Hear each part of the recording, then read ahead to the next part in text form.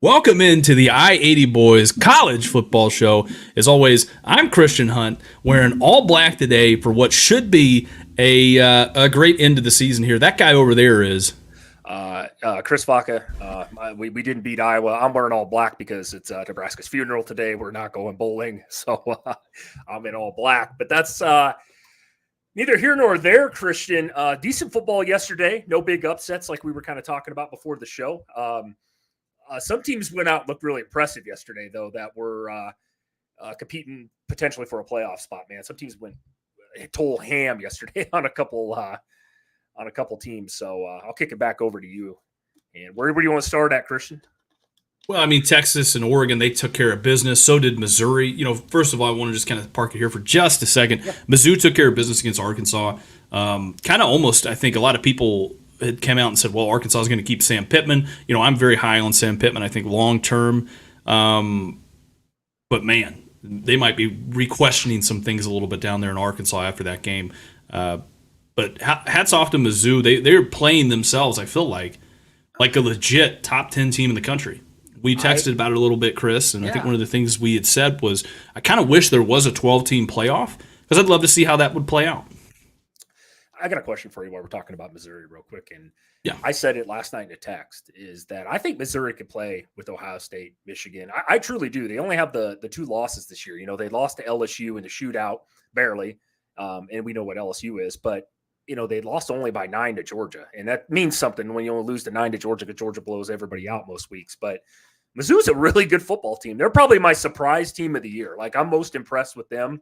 Came out of nowhere. I mean, Dinkowicz, he was on a super hot seat to start the year, right, Christian? I remember we talked about it back in the spring about him.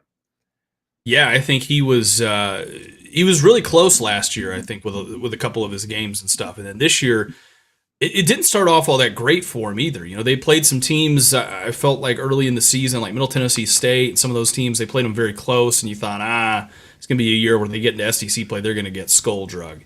And then, nope. They turned it around. So, hey, hats off to them. And that, to me, that just proves a point there. Sometimes, in football, it's about confidence, right?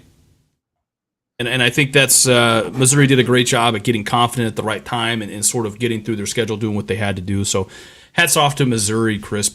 Like I said, just looking at some of these other scores, again, Texas and Oregon took care of business. So did Penn State. Oklahoma finished off TCU to pretty much put the dagger in them in their season.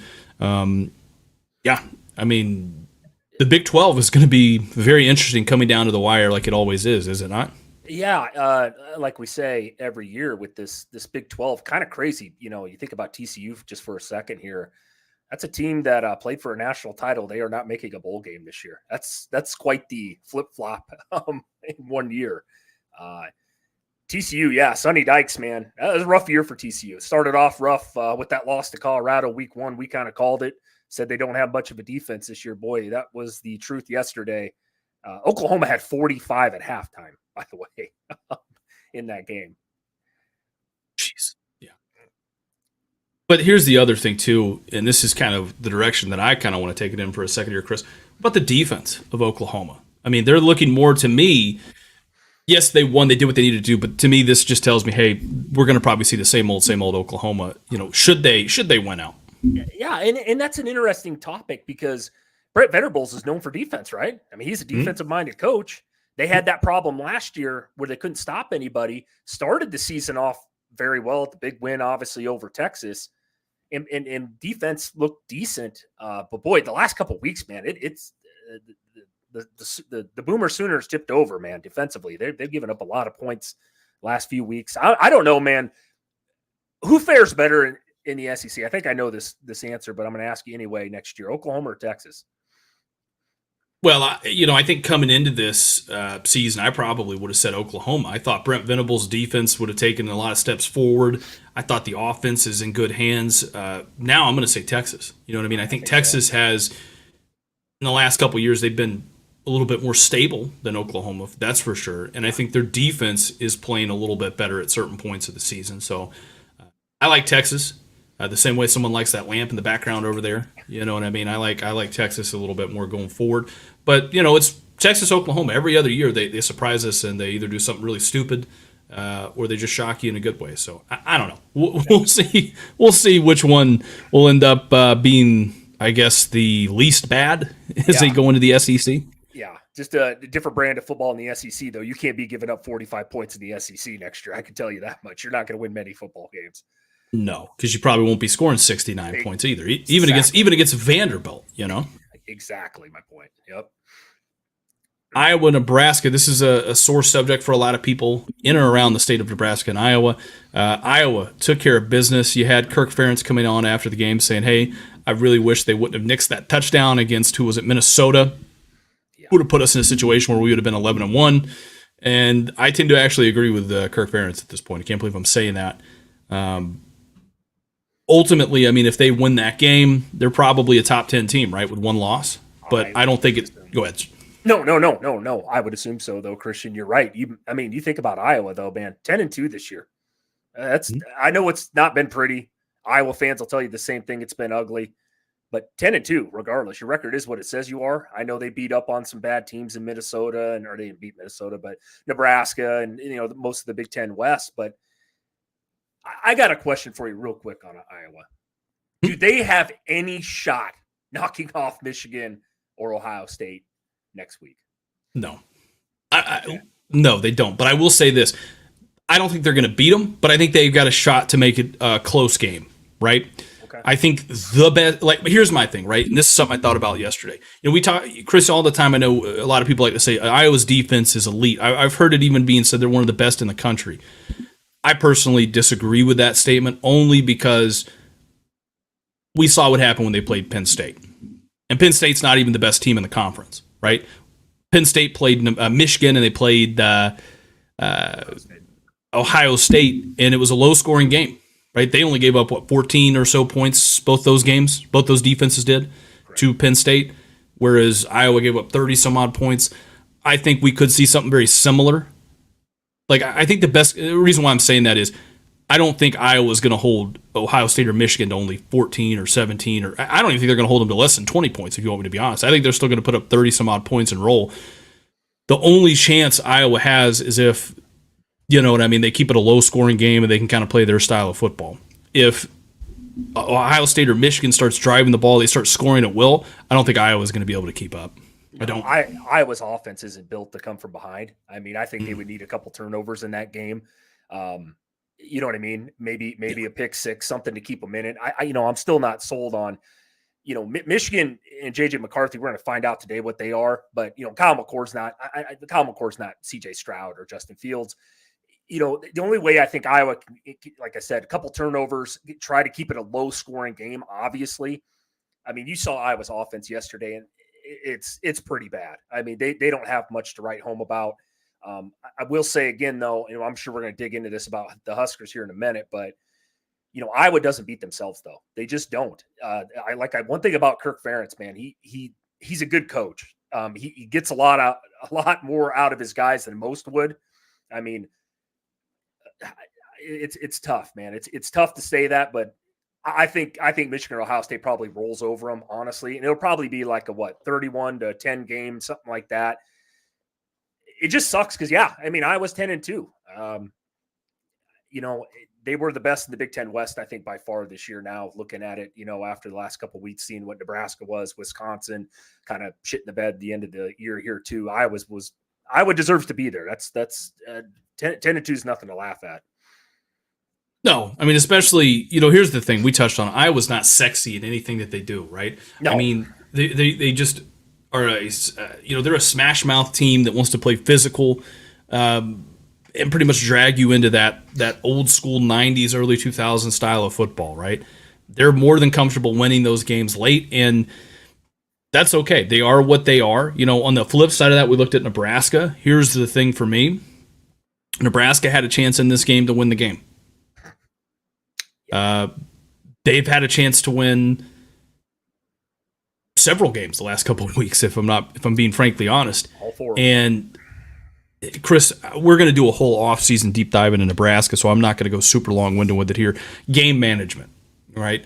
Game management, that you're paying a coach $74 million a year to come in and act like he's an assistant coach, that this is his first coaching gig. Completely piss poor. and the schedule gets a lot harder next year for Nebraska. I guess I just don't see the direction. We touched on it before we got on here. You guys are paying a coach a lot of money, frankly speaking, to do what exactly? To win 7 or 8 games a year? Yeah, you're not wrong. You touched on it. I have a couple other things to add about Nebraska. I was pretty pissed off yesterday about the way this last month especially went down end of October. You had 4 games to win 1 to get bowl eligible. I think 90% of people in Nebraska, true fans, wanted a bowl game, right? It's been 7 years since 2016. We talk about it all the time. You couldn't get it done. I mean, Michigan State was one that they should have had. Michigan State's not a very good football team. You saw what Penn State did to them yesterday. The Maryland game, the Wisconsin game yesterday, hats off defense for blocking two field goals. That's awesome. But what's that say about your offense? And you touched on the one thing where I texted you yesterday. Actually, I called you because I was so pissed off after that game. The clock management at the end. That is unexcusable in my mind, the way that all went down. Burning the timeout to challenge 6 inches of where the ball was spotted. That was stupid. I'm not going to blame Chubba Purdy for the interception. Yes, it was bad. He threw it right to the guy. Fine, whatever. But coaching, man, that to me, you could say it's Satterfield. Rules the head coach getting paid a ton of money, like you said. He coached in the NFL. He's coached in Baylor. This isn't his first time going around this whole thing. Super, super disappointed in the way that game ended. And one other thing I want to throw on, because I saw it in the Wisconsin game as well. Why are we playing not to lose? It's like we get super timid in the last 2 minutes of a game and or overtime. And that really bothers me, Christian. Nebraska has nothing to lose this last month, really. You know what I mean?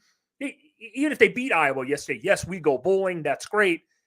But we're not winning the Big Ten West. Iowa had it on lock yesterday. We're at home. Nothing more than the Iowa-Nebraska rivalry. We know both fan bases hate each other. Mm-hmm. Nebraska had nothing to lose in that game. They got super conservative at the end, man. And it just drives me nuts. Well, one thing I'll say too about that, Chris, is, I felt like the week prior, it's so weird, right? Because you go back 3 weeks ago, and this is what we're talking about with clock management, coaching decisions late in games here that kind of, I think, has doomed the program a little bit. And that is, you go back to the Maryland game, right? They had a couple minutes left to go in the game. They're driving the ball down. They get it, inside the 10-yard line there. You've got a whatever in goal to go, a couple minutes left to go in the game. Purdy throws an interception. Could have just ran the ball a couple times, probably would have ended up scoring. I don't think Maryland was stopping the run at any point in that game. And they decide to throw it on the goal line there, which bad things have happened this year to Nebraska throwing in the goal line. That's one thing, right? The next game against Wisconsin we touch on, right, where they had the ball inside of Wisconsin's 30-yard line. It was on around the 25-yard line with about a minute and a half left to go, 3 timeouts, and they decided to just run the clock down, kick a field goal, play for overtime, which they lost. And then, this week, you touched on it exactly right. They throw the challenge flag there with about almost 2 minutes left to go in the game. It was just under 2 minutes. End up burning the timeout because, of course, they didn't get it. Then you get back into the game there, and I think one of the things they decided to do was they didn't want to be conservative. Now, they knew they needed to kick a field goal, but they needed to get they needed to get the ball pretty much inside the 30-yard line, I think, to have a legit shot. With our kicker, yeah. Yeah, they needed to get it inside the 30-yard line. So they were driving, and, as much as it sucks that Purdy threw that interception, they didn't get too conservative. They didn't get too cute, and they didn't try to run it out. Yeah, they didn't. They didn't just try to play for overtime, as they say, which I think was a good thing there. I just think that, is it fair to say it doesn't look like this team has repped very many 2-minute situations at all this year? No, I agree. That's what it looks like. I mean, you are what you are, right? This has been a pattern for the last how many games here. And that falls on Rule, man. It does. Yeah. You're the head coach. And I'm not going to give Rule a pass. I don't care who I piss off about that. I've talked about Matt Rule and what I thought of him before we, started the season. We watched, him coach this year. There's some good things I saw, and there's some things that really concern me, especially offensively, play calling wise. What's Satterfield doing there on some of these play calls, Christian? Another problem I have, I said it again yesterday, 3 fucking turnovers again. Something needs to change there. I mean, this isn't just one quarterback turning the ball over. Christian, was all three of them this year. Yeah. I can't take it anymore. I mean, putting the ball on the ground on punt returns. It's. Do we practice that? Is that something that we're really taking seriously? Here, and you touched on it exactly right, Chris. No quarterback had a positive turnover differential. Not even discounting the fumbles, right? Just take the fumbles out of the equation because that is its own separate thing there. I'm talking about straight up, touchdowns to interception on throwing the ball there, right? Because Harburg was the best passer, from a statistical standpoint. I think Chubba Purdy might be, if you want to say the future as far as that's concerned. He's like his brother. You got to put certain pieces around them, and then they can be good. But nobody, like Harburg was 7 touchdowns to 7 interceptions this year. Jeff Sims had 1 passing touchdown and 6 interceptions. Chubba Purdy had one passing touchdown, 2 interceptions. The development of these quarterbacks is one of the worst in the Power 5 level I've ever seen. I mean, it's up there with Iowa, I would say. It might even be worse than Iowa, if that's even possible. I would probably say worse because of the turnovers. You saw the stat on the TV yesterday. They brought it up 3 or 4 times. Nebraska 29-30 turnovers this season, dead last in the country. And this is not just this year. This has been an ongoing problem at this program. And you guys hear me talk about inept football, and that's what that is. It's getting to be a problem. It's cost us a lot of games. Put our defense in shitty spots yesterday. Yes, they held on, blocked some some field goals, and played well. But again, you got to quit beating yourself with this stuff. It's just, and that comes down to coaching. Like I said, I'm not going to sit here and go on a full long rant. We're going to have plenty of offseason to do so. Nebraska season's over. I know Mike says, they can still make a bowl game at 5-7. I did hear that yesterday. I hope they don't. I don't want nothing to do with the bowl. You don't deserve to be in a bowl game if you get 5 wins. I'm sorry. I know we want the practices and stuff, but Matt Rhule needs to do some soul searching and figure out next year offensively what we're going to do. And, this is probably going to be his make or break offseason at Nebraska. I know that sounds super critical and harsh, but Christian, I mean, the college football landscape is what have you done for me lately? And coaches don't get much time. That's just not, especially when you're getting paid a lot of money at a Power 5 school like Nebraska.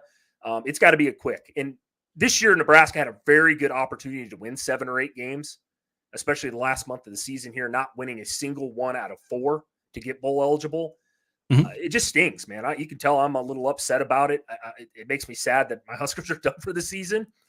But, he's going to have to take some criticism and some blame and figure out what direction are we going in. You said that earlier. I don't know what the direction Nebraska is going in because it's only getting harder from here. We've talked about the schedule next year. I think the other question, you brought this up, Chris, was what was their best win this year? Northwestern? Northwestern. They're a 6-win team. So, I mean, it's going to be a long offseason. It's going to be an offseason in which we're probably going to scrutinize this. And I can tell you right now, some people aren't going to like it, but my stance has completely changed. I will never give Nebraska the benefit of the doubt until they prove me wrong. Because I know what a lot of people are going to say, and we'll touch more on it in the offseason. A lot of people are going to say, "Oh, well, Matt Rhule is second year, and always coaches always have a really good second year." And da. Look, throw all the history out of the books here, right? Now we're talking about basic, simple things this program has to clean up, like not fumbling a football when nobody's even around you. If you're a quarterback, right? And I saw it several times this year. They did that. The coaching management in late in game situations. Nathaniel Hackett lost his job over that last year in the NFL, right? True. So all I'm saying is, Chris, and we'll touch on it. The schedule gets harder next year. Now you're looking at other things, possibly having to put a new defensive coordinator in there. I think this is more of that 2021 3-9 team, the greatest 3-9 team feel, where the offense was terrible and the defense kind of held them together. A lot of people said, well, they assumed the defense was going to hold them up the next year, and the defense regressed, but the offense got better, and they figured out new ways to even lose yet in a make or break year for Scott Frost. I think we could see more of that next year. A lot of people I already looked at it. A lot of people are already assuming, hey, we'll start the year off 6-0 because we're playing teams like UTEP and Northern Iowa and Colorado and Illinois and Rutgers, and all that shit. There's no guarantees there, right? Colorado early in the season, we know what they're going to be. They're not a deep team, but damn it, they can be good early in the season. Yeah, they'll be better than what they were this year. I can promise you that. They're going over to the Big 12. Yeah. So Uh, looking ahead here a little bit. I mean, Miami, congratulations. They won a game. Yeah, they won the game against Boston College. Hey, how about Tulane, man? Tulane taking care of business. I think their only loss this year, Chris, right? was Ole Miss. Yeah. Tulane. I mean, last year, did they beat USC and they played in a New Year's Six the Bowl? Right? Rose Bowl, wasn't it? Yeah. Yes. They've done a good job down there, man. With what's it, Pratt, their quarterback? Yeah, Pratt. He's a good quarterback. And Willie Fritz. There you go, Willie Fritz. Yep, done a hell of a job at Tulane, man. They, like I said, 2 losses in 2 years. That's pretty good. And I don't think they're an easy out. Ole Miss struggled with them for about 3 quarters in that game too. So you could make the argument because Pratt didn't play in that game. I think he was hurt. No, he didn't play. You're right. If Pratt plays in that game, I mean, I would like, and the final score looks a lot worse than what it really was. I remember that because they turned the ball over. I think it was like a couple times right there at the end. Yeah. And excuse me. Bless you. Turned the ball over a couple times there at the end. If Pratt plays in that game, they probably could have beat Ole Miss, which was, damn it, that was my lock of the year. I felt like I would have been on a hot streak picking Duke over Clemson and then Tulane over Ole Miss. It looked like a true football savant. Exactly, man. Wow. Any chance of Georgia Tech beat Georgia today? Any chance of you beat me in a 40-yard dash today, Chris? Oh, yeah. Yeah. I will say this. If I'm not mistaken, did Georgia Tech play Georgia for about a half last year, though? Wasn't it They did. They did. I think it was a really close at the half, if I'm not mistaken. Let me double tap on that. Yeah, I remember it being shockingly close. I remember just being devastated. I was like, why the fuck are we letting them play with us? But I don't think in this game, Georgia, like, you got to think of it this way, right? Georgia has gotten better, really more so the longer the season's gone on. Yeah, the game's at Georgia Tech, but Georgia Tech isn't Neyland, right? No. By any stretch of the imagination. So I think Georgia's a very shrewd and tested team. Georgia Tech is on the upswing. They're going bowling. Georgia Tech is. So, I don't know, man. I like I said, I don't think there's a way Georgia loses the game. Plus, it's a night game too. 6:30 kickoff. Georgia really does well in those night games. So I think this is going to be. I think this is going to be a really fun game to watch. But I don't think Tech's going to win. And I think the spread is 24 points. That's a lot of points. I don't know if Georgia can cover that with 24. They might be able to. But hats off to Georgia Tech this year, by the way. They've been kind of up and down. They've had some big wins, some crappy losses this year. They almost beat Louisville, like one of the first games of the season, and then got blown out in the second half of that game. But Georgia Tech, hats off to Georgia Tech, though. I didn't expect much from this year. You said it. No. They're going bowling. Good for the Rambling Wreck. Yeah, last year it was 10-7 at halftime. Oh, wow. Okay.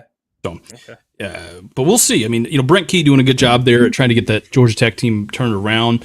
It'll be interesting to see what they do. The game, right? Ohio State versus Michigan. By the way, Chris, I forgot to ask you. Yeah. Touch about this all off season. When are you getting those frosty tips done, bud?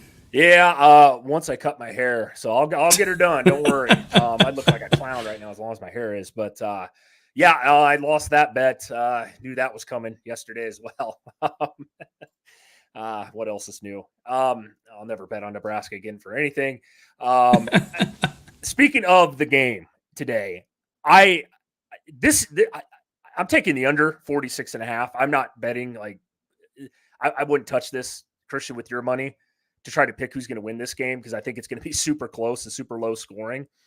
But you leaned Ohio State. I'm assuming you're still sticking with that. I said Michigan. No Harbaugh on the sideline today. I don't know how much of a factor that'll play. I would assume maybe a little bit. Man, this should be a good one, dude. This is for all the marbles. Whoever loses this isn't going to the playoffs. There's a lot riding on this one. Yeah, Well, the last 2 weeks were always interesting. I mean, here's a scenario nobody's really going to throw out there. I mean, what happens if maybe the loser of this game might benefit the most out of it, right? Especially if Florida State gets clipped, and like if Florida State gets clipped, Washington gets clipped, and I don't know, Georgia were to lose it to Alabama here in a couple weeks. I mean, maybe if it was Michigan or Ohio State that lose, they could somehow figure themselves back into it. I think it'd take quite a lot. I'm going to stick with my thoughts here. Who loses this game just doesn't make it in. I just think there's a team like Oregon out there with one loss. That means they'd have to beat Washington, which I definitely think they could do. Yeah. But yeah, this one, a lot of marbles on the table for this one, man. This is one of the biggest games of the year by far. We kind of predicted it, by the way. I know I had both teams undefeated up until this point. My preseason predictions, no surprise there, but this should be a good one, man. Both teams really rely on their defense in the run game, so this ought to be a knockout, drag out type of game. That's what I'm predicting. So I assume it's going to be low scoring. That's why I took the under. Yeah, I can't disagree with you. I like Ohio State. I think both defenses you touched on it, Chris, much improved into this one. So I like it, man. But yeah, give me Ohio State, son. All right. Florida State versus Florida, the battle of the backups in the swamp.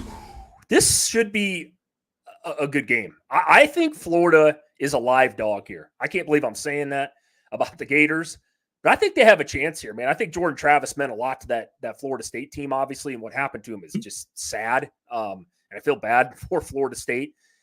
And I'm not saying Florida State's going to lose this game. It's just I could see Florida playing around here, Christian. I think nothing would make them happier to get their 6 wins so they can go bowling and knock off undefeated Florida State, knock them out of the playoff. Well, here's the thing we touch on here, right? Who's their quarterback here? Florida State's quarterback. Is it Wanamaker, or how do you say that? His name? That's his name? Or is that Florida's quarterback? No. Let's see here. Hold on. Tate Roadmaker. Roadmaker. Okay. I couldn't remember. Something like that. Well, here's what I want to see real quick. This is telling me everything I need to know. Give me 1 second here. There's something I'm doing. Oh, from Valdosta, Georgia, Tate Roadmaker is. No, he's yeah, he's a 3-star quarterback coming out of high school. 53, I think, quarterback out there in Georgia, was it? Maybe even 53rd player. I don't know, man. Like I said, I think Tate Roadmaker. This is going to sound crazy. I think they're still going to roll, even with that kid. Okay. He's got weapons, man. He's pretty insulated there. Florida State's got some pretty good players there on the outside. It's like we were touching on it, right? Like Brock Purdy almost, right? He's kind of like the Brock Purdy of the college landscape there, where he is not the best player on that team by a mile. I would probably even say the backup left tackle is probably better than this kid is from a positional standpoint, right? If you were going to do a rating, like a Madden rating. But I think because I've always been one of those guys that says, hey, if our quarterback is the worst player on our team, but everybody else is really, really, really good, we've got a shot. Yep. If it's the other way around, like our offense is really bad and our quarterback's the best part of it, kind of like in Arkansas, it doesn't really work out all that well sometimes. Yeah, kind of like what's his bucket over there, Spencer Rattler, South Carolina, right? He got no run game, doesn't have an offensive line. He's a damn good quarterback, but you can only carry so much. You know what I mean? No matter how good your quarterback is. I like it today. I will say this, though. Florida has a lot of athletes. I don't think Florida State just outshines them in this field talent-wise. Florida's got a ton of talent, too, in that program. I'm going to say this one's close. I think the spread's 6.5. It was 12 before the injury. So, obviously, a lot of people think this game is going to probably be pretty close. It is at the Swamp. I have a weird feeling today, Christian, since there were no upsets last week and none yesterday. How dare I say maybe the Gators get one today? Oh my God, dude! The preseason, you would kick your ass right now, dude. I mean, Jesus Christ! I can't believe if we were to look back at the preseason, I wasn't very high on Florida State, and now I'm eating my words. Chris was like all about them. He thought they were going to be national champions and go ahead and crown them. And Jesus Christ, Deion Sanders was back here, strike up the band, all that shit. I think they're going to win. I think they're going to keep their playoff hopes alive yet. Okay. And, yeah, like I said, I like it. Washington State, the Apple Cup. Chris, this was a game we touched on, obviously, in our preview. I think we both picked Washington. We got off of the segment, and we said, you had asked me a question, a very interesting question. I don't know if you remember it. But the question you'd asked me was, would it shock you if Washington State was able to beat Washington in this game? And I frankly, it wouldn't shock me, right? It's the Apple Cup.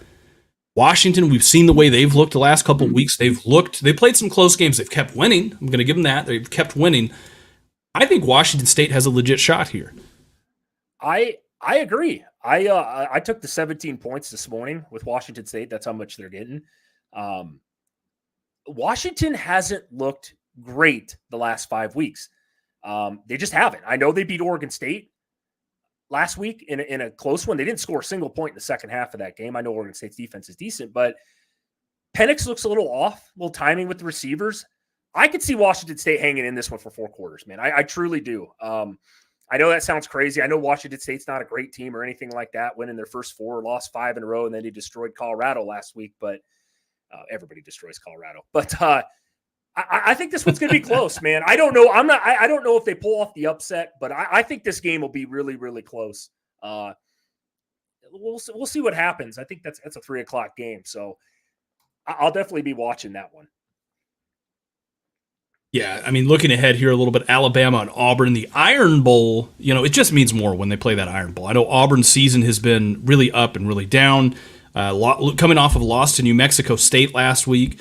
I got something to add to that, by the way. I heard rumors saying that Auburn had came out and said that they didn't prepare at all for New Mexico State because they were using those 2 weeks for Alabama. Now, I don't believe that, but that is the rumor going around. I had to bring that up on air today, Christian, see what your thoughts were. If they didn't prepare, it obviously looked very obvious last week, losing to New Mexico State at home 31-10. I hope that's true. Yeah. Because you know why? They're going to need all the help they can get. They're going to need all the help they can get. Really and truly. Maybe that's the only reason why that would make sense is somebody was telling me, I forgot where I saw this yesterday. Maybe it was in the NFL, I think it was, on one of those Thursday games. I think it was in the NFL. They were talking about like we were looking ahead and we were scheming 2 weeks ago for our opponent. And they ended up beating them. And that was like, oh, shit, okay. So it can work when you do that, when you come out and you say, yeah, we were looking ahead like 2 weeks ago. But, yeah, Auburn's going to need all the help they can get. Alabama's looking really good as of late. Now, here's the thing that some Alabama fans don't understand because what they said was we're going to look better against Auburn than Georgia did. Well, that's great. That's fantastic. But I guarantee you Georgia would probably look better against South, USF than you guys did. So I don't want to hear jack shit about it until we actually play, and then we'll kind of go from there, Bama man. Kentucky versus Louisville. Now, Chris, I'm going to throw something out there, put it in the ether. I think Kentucky gets the upset today. Ooh-wee. I think this game's close. I think the spread's at 8 right now. Last I looked this morning. I thought about taking Kentucky into points today.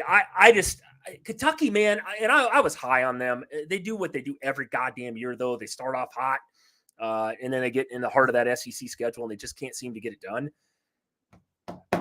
I like your take here. The more I think about it, Kentucky could. They're a physical team. Louisville, you want to talk about another crazy season for a team like a Missouri? Louisville's right up there too this year. I mean, I'm gonna take Louisville today, Christian. I think it's close though. I think it's close. I like your take here though. It could happen definitely. If anybody could do it, Stoops over there.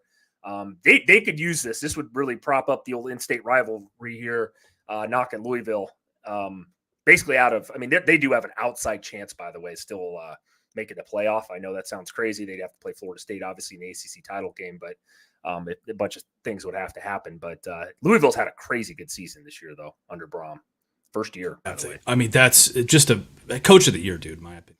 Up there, he should be up there for coach of the year, I think, for what he's doing at his home stadium. Making Papa John look like a saint out there. Yeah. Louisville is. Here's the reason why I say that. You think about Louisville for a second. Their best win, obviously, was over Notre Dame this year. Other than that, who have they played? That's a good point. Last week against Miami. Miami was in that game the entire time, too. Had a shot to win that one. No, it's a good point. Hats off, though, again, to Louisville, though. They've had a great season this year so far. I know some people told us in our comments before we did a season prediction video on them, and we said maybe 8 wins this year, but boy, they far exceeded that. Louisville, you got the right things with Braum. It makes a big difference when you go out of the Big Ten and go try coaching the ACC, where it's a little bit easier. So, nothing to piss off the ACC, man. Swag, I told you to put the damn pipe down. Oh, dude, I love it, dude. Hey, at least I want to hear about Dan Mullen some more, man. I feel like, did you co-write Dan Mullen's biography? Because every week I keep hearing about Dan Mullen to some team. and I love it. I'm here for it. I got a game on here I want to touch on, Christian. Huh? You said potential upsets. I know this is going to sound crazy. Speak. Arizona State today, baby. What? Yes. I know the team that you've been harping on and putting memes out there that they self-imposed bowl ban at 3-9 last year. I'm telling you, man, Arizona's been riding this crazy wave so far the last 5 weeks, beating all these ranked teams in the Pac-12. I think Arizona State, man, don't be surprised. Don't be surprised if this game's close at the end and they win it. I know it sounds crazy. Man, that would be. I know. I don't know, dude. Like I think don't get me wrong. Arizona State has played really chippy. They played better than what I thought they were going to be. They're a 3-win team now. Something like that. Yeah. I mean, Arizona to me, that's the other coach of the year. There, Jed Fisk. Mm-hmm. Is it Fisk or Fish? I don't know. Maybe I'm pronouncing it wrong. But anyways, hell of a job that dude's done. Yeah. He's in the coach of year category too, 100%. Oh my God, yeah, dude. I mean, it's. I think Arizona, the Wildcats, dude, they're going to keep it rolling, even on the road. Okay. I thought you were going to go with Texas A&M over LSU. I can't. I can't. LSU's been on fire. Jaden Daniels probably playing some of the best football we've seen in a long time at the quarterback position. This guy is just a stud. I know their defense isn't good, but neither is Texas A&M. So I think LSU rolls today, dude. I do. Oh, you saying they were reported on ESPN in game days? So okay, I see what you're saying. All right. Well, hey, I mean, I've looked it up too. Here, they're throwing some. I've even heard, and this is probably just a part of the year in the coaching care. So Kirby Smart has been linked to the Texas A&M job because of what they're willing to pay. I don't think it'll happen, right? No. Texas A&M LSU. I don't know if the interim coach.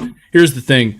You probably said it best. Jaden Daniels looks like a front runner for the Heisman. If he gets this, I think he might. If he gets this and he looks really, really good, he might lock it up. I think so, dude. He's been. I think it comes down to him and Penix. By the way, we talked about Heisman real quickly. Bo frickin' Nix, man. I was gonna say, holy shit, he has come on incredibly strong the last half of the season. Auburn's got to be kicking themselves ever letting that kid walk out the door, man. He played 3 years at Auburn, by the way. Yeah. I would say they definitely have to, man. I mean, the crazy part of it to me is, he looks like that uncle that plays, that plays backyard football on Thanksgiving with the kids, and he just absolutely shits on them. Yeah. I mean, that's what, he's been in college for 7 years now? And he has a 78% completion percentage. He's going to break Mac Jones' 73, I think, and Joe Burrow had like 72 his senior year. It's nuts, man. He looks like, you said it best. He looks like he's out there playing 7-on-7 every time I watch him. It's just like he doesn't, Yep. He's got some great receivers out there too, by the way. But I mean, he was throwing some dimes last night. If you guys didn't watch that game last night, Bo Nix threw some passes that were just. He also had a little, like, what was it, like a 20-yard scamper into the end zone there where they ran that little read option, rolls out to the left and just cuts it up. I mean, dude, he's quick, too. He's deceptively quick. I know. Oregon, man, I'm telling you, probably the hottest team in the country, man. They're looking good. Vandy and Tennessee here. Swag thinks, I don't think he said he thinks. So he said, wouldn't it be something to see Vandy beat Tennessee? I'm here for it. I lived in, just like you, I lived in Tennessee for a while, in that Nashville area there. I don't know, though. I mean, Vanderbilt is, they have looked rough. And I know Tennessee obviously lost to Georgia, a couple weeks ago. But, last week. They lost last week. I don't know, man. Tennessee's probably super pissed off. I think they're, the game's at home. I'm not giving Vandy much of a chance. I feel like, when Vandy wins these games, it's always night kickoffs in Nashville for some reason. Yeah, I don't see it happening after Georgia mollywhopping Tennessee last week and then Tennessee getting their doors blown off of Missouri the week before. It's got to be a get right spot for Tennessee here. I would assume. Nothing against Vandy. I just don't think they have the horses. No, I don't think so either. Notre Dame and Stanford. This used to be a good game back in the day, wasn't it? With the Andrew Lucks, the John Harbaughs of the world were playing or coaching and playing in this. Yeah. But I think Stanford is the feel-good story of the year as they get ready to go to the ACC. Notre Dame should roll, though, I think. I would think so. Stanford's just not a very good football team this year. Battle for the Carolinas here, North Carolina versus NC State. I still actually really like North Carolina in this game, even though it's at NC State and it's a late kick. It's a 3-point spread right now. I think this game's going to be close. I can't figure out what North Carolina is. First half of the season looked like one of the better teams in the country. Again, doing Mac Brown things, don't play any defense. Second half, lost some games they should never lost, in my opinion. Drake May kind of fallen off a cliff a little bit here and there last second half of the season. I think this game's close. NC State's weird, man. They do say NC State at home is unreal. Like, they're unbeatable there. That's what they keep telling me. So, well, Notre Dame beat them. Yeah, yeah. No, I that's what they're saying. I'm not saying I believe it, but I think that game's gonna be tight. I'll take North Carolina just because they got the better quarterback. I like it. I'm here for it. Iowa State, Kansas State, battle of the Big 12s here. I guarantee you a state school is going to win this game. Oh, yeah. Give me K-State today by 10. K-State's been playing pretty good football. So is Iowa State, though, right? I mean, all things considered. Yes. I just think K-State, though, I've watched them play a lot this year. They should have beat Texas a couple weeks ago. That was you want to talk about boneheaded coaching decisions there at the end of that game, and a couple missed field goals. Iowa State, hats off Iowa State, though. They've done a lot this year with very little on that team. They're tough. I just think K-State's too much today, though, Christian. I like it. What conference are they in, by the way, Chris? You know what it is? Big 12. All right, there we go. No one's safe. No one's safe. Just like BYU, Oklahoma State, they got the cowboy out there shooting the pistols and stuff like that. Nobody's safe. BYU on the road against Oklahoma State. I still like Oklahoma State. Yeah, if BYU's at home, totally different team. Oh yeah. Colorado, Utah, man, the Utes, they're gonna roll. Steamroll them. By the way, we get to do this again next year. I wonder if Cam Rising will be ready to go for next year. He's coming back. He did. I seen that for his 7th year. Saw that the other day. 7th you heard? year. 7th year, dude. Jesus. And that's the thing too. I mean, I feel like a lot of this stuff. I said, hey, Cam Rising's gonna come back. You said, there's no way. There's no way. I know. I thought he would play this year, though. And you know what I mean? I thought he was going to play this year at some point. I think he realized halfway through the season why he didn't want to come in and disrupt the flow of it. And from a draft standpoint, he'd probably be better off just getting healthy this year, coming back next year, and just having a full off season to kind of integrate back in the team. I think it was the best decision for him and the team too. Yeah. No, I agree. No, like I said, Utah will be good next year again. Don't worry, they'll be just fine under Kyle Whittingham. He'll go on his 20th year now. Damn right. Utah's going to roll today against Colorado. Kansas and Cincinnati. Give me the Jayhawks, dude. Yeah. This is a basketball matchup that just happens to be played at a football field, I think. Yeah. Give me Kansas today, though. Kansas they've been pretty good this year. They really have. Game of the century: Miami of Ohio versus Ball State. I don't know. Give me Miami of Ohio, I think. Give me Ball State. I mean, they got ball in their name, dude. Let's go. Yeah, I think Miami Ohio is like 9-2 or something like that. They're actually leading they're one of the top teams in the old MAC over there, your favorite conference. I switched my mind up then. Yeah. No, I don't pay attention to the MAC. Only degenerates like me that bet during the week would know anything about the MAC conference. Chris is that guy. You're like, what are you doing right now, man? It's Wednesday night or Thursday night. He's like, dude, I'm watching Miami of Ohio play, lacrosse or something like that. And you're like, what the fuck? Yeah, dude, I'm not proud of it. I try not to tell anybody about it, but yeah, here I am. Pittsburgh versus Duke. Yeah, give me Duke still, dude. I mean, I know Duke's, I don't even know what's going on with Riley Leonard. I think he was banged up. He might be done for the season. They might just be trying to get some younger guys in there. A lot of rumors are starting to swirl with Mike Elko. Yeah. A lot of different reports there. So, I don't know. It'll be interesting to see what happens. Again, it'll be really interesting to see what happens with that program. But Pitt. I still like Duke. You like Pitt? Give me Pitt today. Pat Narduzzi. Give me Pitt. Give me Pitt. It's on the road, dude. I don't know. If it was at home, maybe. I know. Give me Pitt today. Bank it. Indiana versus Purdue. Tom Allen, right? Like he's. Yeah. Christian, what's your thoughts there on this game in particular, too? I know. I don't have it pulled up now. I know Purdue was one of the worst teams in the Big Ten as far as standings go, but Indiana has played better the second half of the season. Their offense has. I think they're 5 or 6 point dogs right now. I actually like Indiana to win this thing outright today. Purdue's got to do something at some point this season. I think they've gotten a little bit better as the season's kind of gone along. I like Purdue at home. Okay, let me take a look here before we move on. I just want to take a look at the conference standing. Purdue's 2-6 in conference. Indiana's on the other end with 1 win. Give me Indiana today.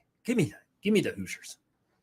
Man, if this was a basketball movie, man, you would be winning state titles with a bunch of Caucasian folks out there. I feel like so. I don't know. We'll see what happens. I still like Purdue. Okay.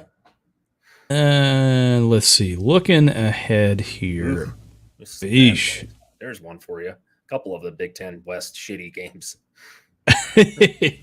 Northwestern Illinois, bro. The bowl-bound Northwestern Wildcats versus Illinois. Illinois needs a win to go bowling. Northwestern's already 6-5. I like Northwestern, dude. Give me the Wildcats today on the road. I do too. All right. Here's the thing. What happens if Northwestern wins this game? So now you got 7-5, right? Win the bowl game, because it's probably going to be against God only knows who. An 8-win team in a season where we thought, they'll be lucky to get a win, probably, right, or 2 wins.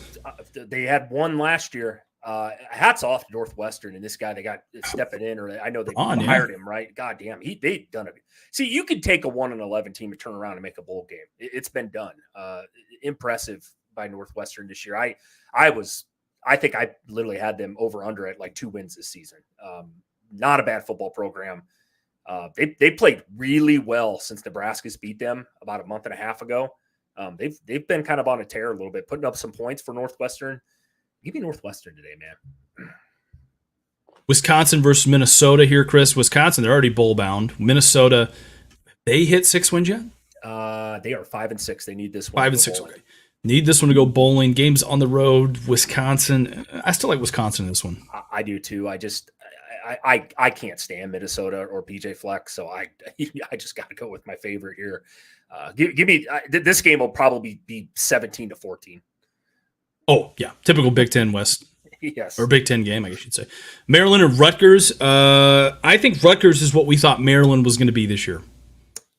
Personally speaking. Yeah, Rutgers and Maryland are both 6-5. Believe it or not. Really? It seems like everybody in the Big Ten West or the Big Ten is going bowling except for the Huskers this year. I'm going to have the upset here today. I know Maryland's favorite in this game. Give me Rutgers. I think Rutgers gets it done, man. I agree with that. I'm cool with a little bit of Rutgers.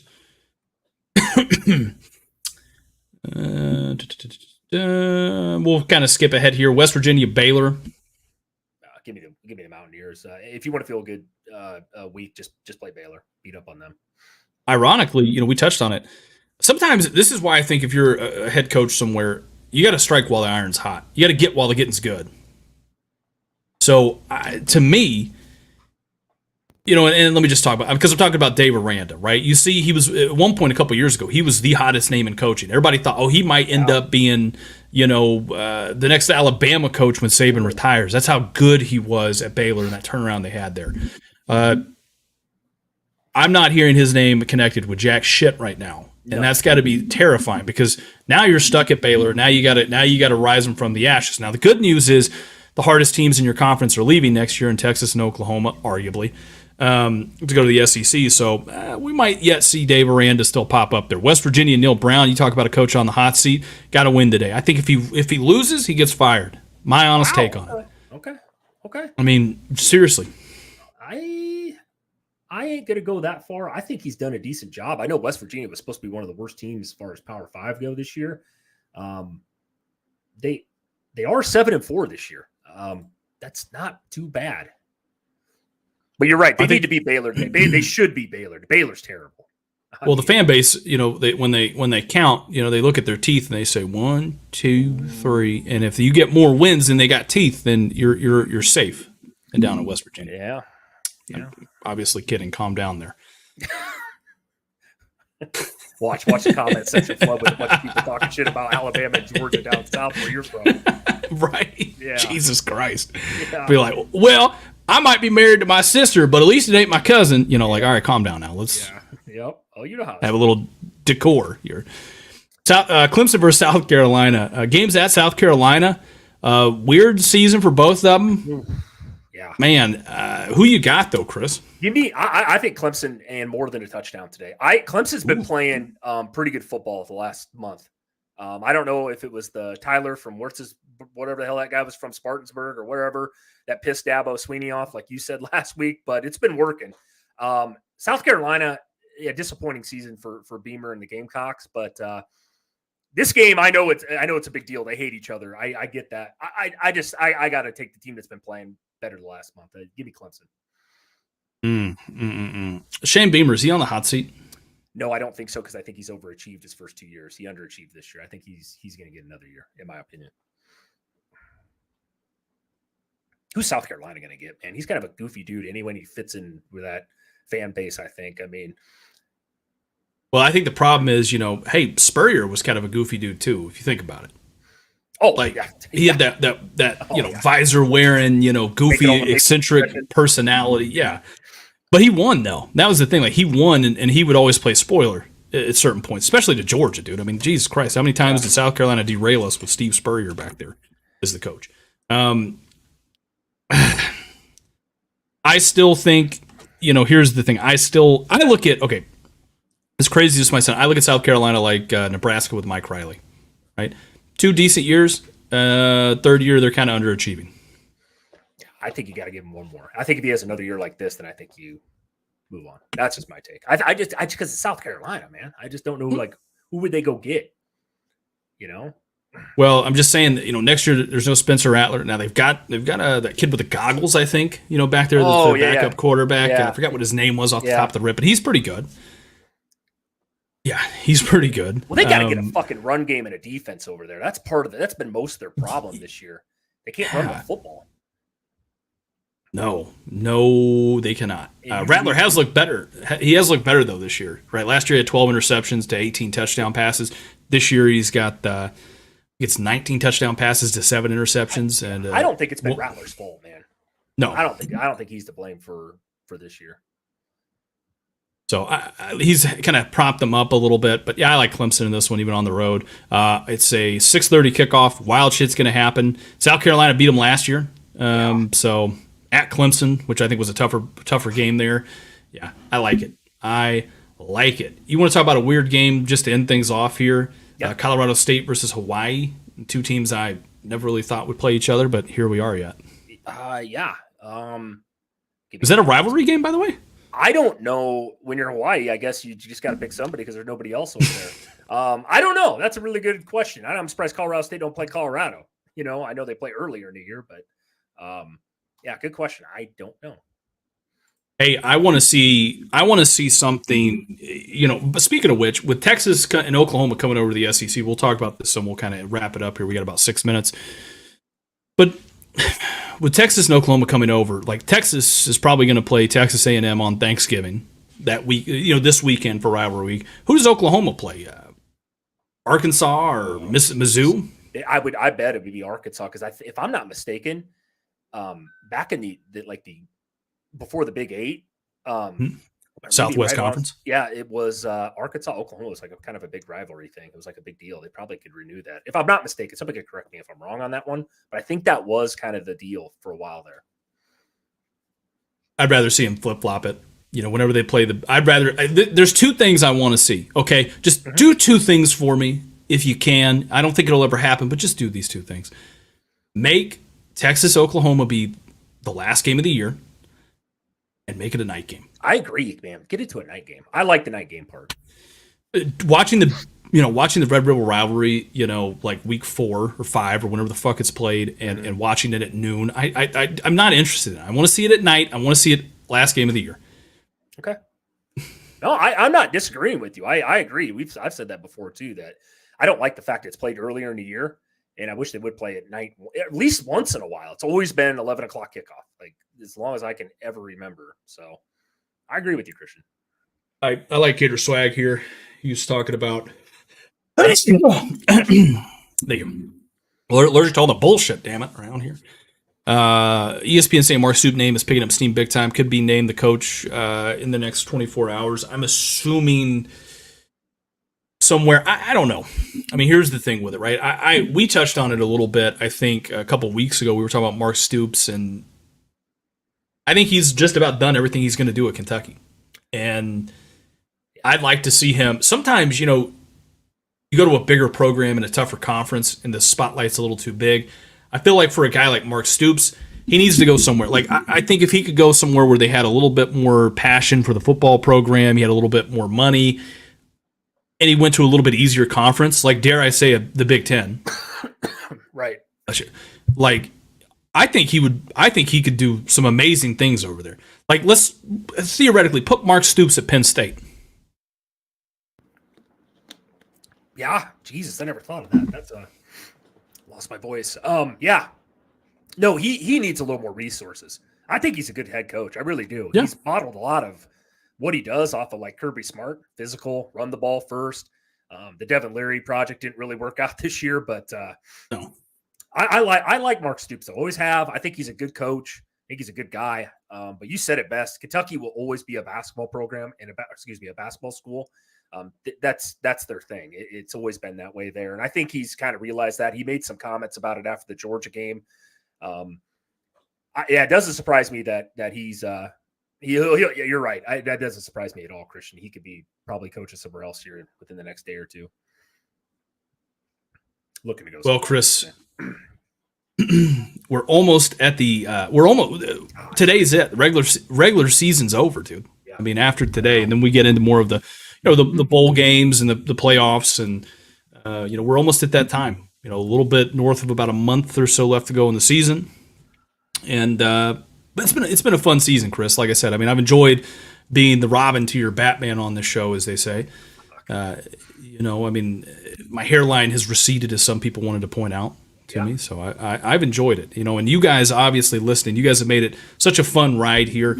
We got people commenting about the lamp back there. Damn it. We love lamp around here.